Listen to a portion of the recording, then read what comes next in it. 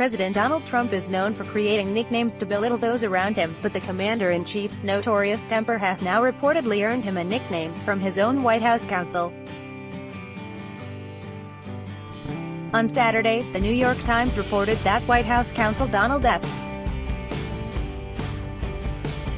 McGahn II has cooperated extensively with special counsel Robert Mueller, including spending over 30 hours in voluntary interviews with investigators over the last 9 months. Sponsored. The report also included a fascinating anecdote on the relationship between the president and his attorney. Mr. McGahn has overseen 2 of Mr. Trump's signature accomplishments, stalking the federal courts and cutting government regulations, and become a champion of conservatives in the process. The Times reports. But the two rarely speak one-on-one. The White House Chief of Staff, John F.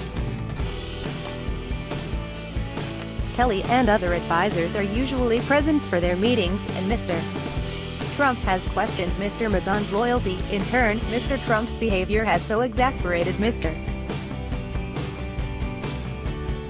McGahn that he has called the president King Kong behind his back, to connote his volcanic anger.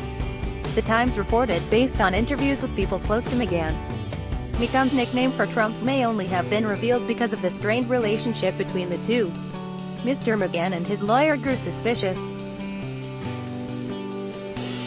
They began telling associates that they had concluded that the president had decided to let Mr. McGahn take the fall for decisions that could be construed as obstruction of justice, like the Comey firing, by telling the special counsel that he was only following shoddy legal advice from Mr.